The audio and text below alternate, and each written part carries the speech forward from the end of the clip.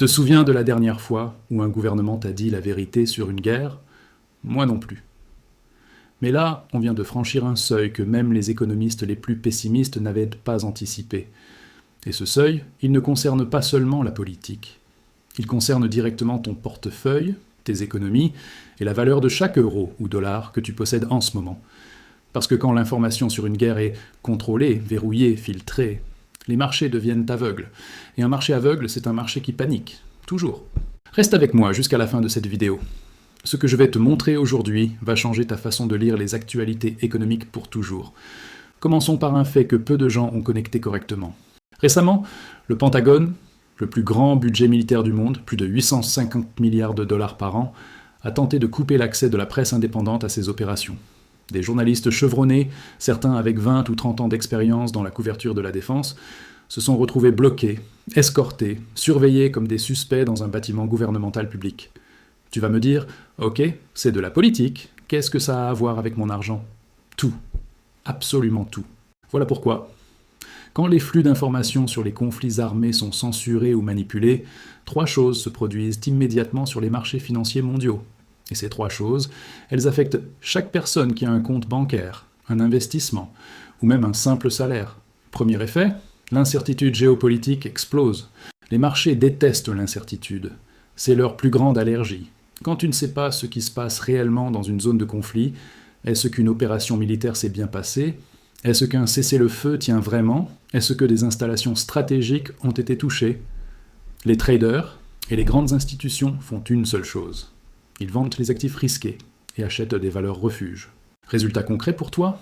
Les actions de croissance baissent, l'or monte, le pétrole devient volatile. Et si tu as un portefeuille, un plan d'épargne, ou même une assurance vie investie en bourse, tu ressens ce choc, sans même comprendre d'où il vient. C'est exactement ce qui s'est passé lors des opérations militaires récentes au Moyen-Orient. Des appareils militaires américains auraient été abattus. Des opérations spéciales auraient eu lieu près de sites nucléaires iraniens, à Isfahan. Des informations contradictoires, des versions officielles qui changent 7 fois en quelques jours selon des sources crédibles. 7 versions différentes d'un même événement de guerre. 7. Est-ce que tu imagines ce que ça provoque sur les marchés pétroliers quand la zone concernée est le détroit d'Ormuz, ce passage par lequel transite près de 20% du pétrole mondial? Deuxième effet, les contrats d'énergie s'enflamment. Le détroit d'Ormuz, c'est l'artère la plus critique de l'économie mondiale. Si ce couloir était fermé, menacé, ou même simplement sujet à des rumeurs de fermeture, le prix du baril peut bondir de 15 à 30% en quelques heures. Et là, concrètement, qu'est-ce que ça veut dire pour toi? Ça veut dire que dans les 6 à 12 semaines qui suivent, ton plein d'essence coûte plus cher, les prix de transport augmentent, les produits dans ton supermarché coûtent plus cher, l'inflation reprend de la vitesse, et les banques centrales, pour combattre cette inflation, remontent les taux d'intérêt, ce qui signifie que ton crédit immobilier te coûte plus, que les entreprises empruntent moins, que la croissance ralentit. Tu vois comment une décision politique de contrôler l'information militaire se transforme en hausse des prix dans ton quotidien? C'est ce mécanisme que la majorité des gens ne comprennent pas. Et c'est exactement pour ça que cette chaîne existe. Est-ce que tu avais déjà fait ce lien avant aujourd'hui? Dis-le-moi dans les commentaires. Troisième effet, et c'est le plus insidieux, l'effondrement de la confiance institutionnelle. Quand un gouvernement censure activement les informations de guerre, quand des juges fédéraux doivent intervenir pour rappeler que la liberté de la presse protège aussi le droit des citoyens à comprendre ce que leur argent finance, la confiance dans les institutions se fracture. Et cette confiance, elle a une valeur économique directe et mesurable. Regarde ce qui se passe, historiquement. Chaque fois qu'une grande démocratie traverse une crise institutionnelle profonde, scandales, censure, conflits entre pouvoirs, les investisseurs étrangers réduisent leur exposition à cette économie. Le dollar ou la monnaie nationale commence à subir une pression à la baisse, les taux des obligations souveraines montent parce que le risque pays augmente. Et quand le dollar américain vacille, même légèrement, c'est toute l'architecture financière mondiale qui tremble, parce que le dollar reste la monnaie de réserve mondiale. 60% des réserves des banques centrales mondiales sont en dollars. Si la crédibilité américaine recule, c'est une vague qui touche absolument tout le monde, y compris toi, où que tu sois dans le monde. Maintenant, voici ce que les journalistes tentent de faire avant d'être bloqués, et pourquoi c'est critique financièrement. Les correspondants de défense au Pentagone, ce n'est pas des gens qui cherchent du scandale. Ce sont des professionnels qui couvrent des budgets colossaux, des contrats d'armement, des décisions stratégiques qui multiplient et ont des implications directes sur les marchés. Quand un contrat militaire de 50 milliards est signé avec Raytheon ou Lockheed Martin, quand une opération militaire échoue et qu'une révision budgétaire s'impose, quand un conflit s'étend à une nouvelle zone géographique qui implique des ressources naturelles critiques, ces informations bougent les marchés. Bloquer les journalistes indépendants, c'est aussi bloquer la circulation d'une information économique légitime. C'est créer une asymétrie d'information. Et une asymétrie d'information, en finance, ça a un nom. Ça s'appelle un avantage déloyal pour ceux qui y ont accès, et une perte systématique pour ceux qui n'y ont pas accès. Autrement dit, les initiés gagnent, le grand public perd, toujours. Un juge fédéral américain, un magistrat respecté même par les deux camps politiques, a dû intervenir 2 fois pour forcer le rétablissement de l'accès de la presse au Pentagone. 2 fois. La deuxième fois, parce que le gouvernement avait simplement recyclé les mêmes restrictions avec une terminologie légèrement différente, espérant que le juge ne s'en rendrait pas compte. Ce juge a écrit dans son ordonnance quelque chose que tout investisseur devrait lire et relire. Il a dit, en substance, « Ce qui est en jeu ici, c'est le droit du peuple américain à savoir ce qui se passe. Et ce droit est encore plus urgent en temps de guerre. Pourquoi encore plus urgent en temps de guerre ? Parce qu'en temps de guerre, les dépenses publiques explosent. La dette nationale s'accélère. Les ressources sont réallouées massivement. Des décisions irréversibles sont prises à une vitesse vertigineuse. Et sans information libre, le citoyen et l'investisseur naviguent complètement à l'aveugle dans un environnement économique transformé.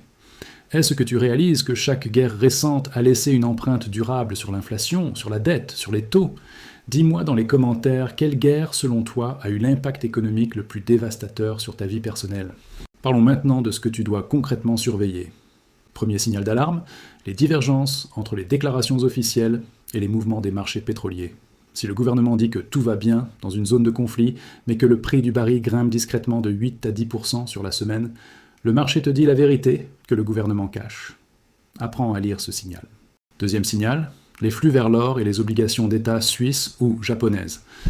Quand ces actifs refuges attirent soudainement des capitaux massifs sans raison économique apparente, c'est que les grandes mains, les hedge funds, les banques d'investissement, les fonds souverains, ont reçu des informations que toi tu n'as pas encore.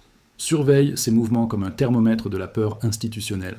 Troisième signal, les déclarations contradictoires des responsables gouvernementaux sur une même opération militaire. Quand une guerre produit 7 versions officielles différentes en quelques jours, c'est un indicateur de désorganisation ou de dissimulation. Les deux sont catastrophiques pour la stabilité économique, et les deux provoquent la même chose sur les marchés, de la volatilité brutale. Maintenant, la question qui fait vraiment peur, si même les journalistes du plus grand appareil militaire du monde ne peuvent plus accéder librement à l'information, qu'est-ce que ça dit de la qualité de l'information sur laquelle reposent tes décisions financières aujourd'hui ? Tu prends des décisions d'investissement. Tu décides si tu achètes, si tu vends, si tu restes liquide, si tu te diversifies géographiquement. Et toutes ces décisions reposent sur une information que tu as reçue, filtrée, sélectionnée, parfois manipulée. Ce n'est pas une théorie du complot. C'est la réalité structurelle de l'information économique en temps de crise géopolitique. Et les investisseurs qui comprennent ça, ceux qui apprennent à lire entre les lignes, à croiser les sources, à détecter les signaux faibles, ce sont ceux qui protègent et font croître leur patrimoine même quand tout le monde panique. C'est exactement pour ça que tu dois être ici, sur cette chaîne, régulièrement. Pas pour avoir peur, mais pour être informé avant que la panique n'arrive. Laisse-moi te donner un scénario concret pour que tu visualises exactement l'enjeu. Imagine que 2 avions militaires sont abattus dans une zone proche de sites pétroliers ou nucléaires stratégiques. L'information est floue, les versions officielles changent. Pendant 48 heures, personne ne sait vraiment ce qui s'est passé. Pendant ces 48 heures, les marchés pétroliers bondissent. Les compagnies d'assurance maritime explosent leurs primes. Les exportateurs de la région bloquent leurs livraisons en attendant une clarification.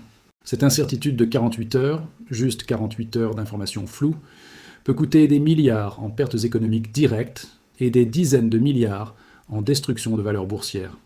Maintenant, multiplie ça par des semaines, des mois de censure active et de manipulation de l'information militaire. Tu obtiens une distorsion économique profonde, durable et extrêmement difficile à corriger. C'est ce risque qui est aujourd'hui réel, et c'est ce risque que la majorité des gens autour de toi ne voient pas encore.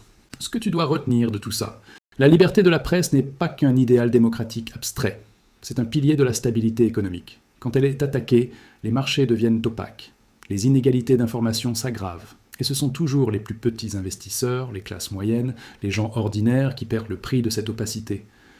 Les grandes institutions financières ont leur propre réseau d'information. Elles ont des analystes sur le terrain, des connexions diplomatiques, des accès privilégiés. Elles ne dépendent pas des conférences de presse officielles. Toi, si. Alors, ta seule défense, c'est de t'éduquer, de comprendre les mécanismes, de savoir lire les signaux que les marchés envoient quand l'information officielle est corrompue, de diversifier non seulement tes actifs, mais aussi tes sources d'informations économiques. La prochaine fois que tu entends parler d'un conflit militaire et que tu te dis « ça ne me concerne pas directement », rappelle-toi cette vidéo.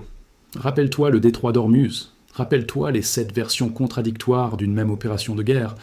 Rappelle-toi que le prix que tu paies à la pompe, dans ton supermarché, sur ton crédit immobilier, tout ça est connecté à des décisions prises dans des salles que la presse n'a plus le droit d'approcher. L'argent suit l'information, toujours, sans exception. Et si tu veux continuer à comprendre ces connexions invisibles entre géopolitique et tes finances personnelles, tu sais ce que tu dois faire. Abonne-toi maintenant. Active la cloche. Parce que la prochaine vidéo risque de contenir des informations que beaucoup préféreraient que tu ne vois jamais. Si cette vidéo t'a ouvert les yeux sur un mécanisme que tu ne connaissais pas, partage-la avec quelqu'un qui pense encore que la géopolitique ne le concerne pas. Et dis-moi dans les commentaires, est-ce que tu penses que l'information économique que tu reçois aujourd'hui est fiable ? Je lis tous les commentaires.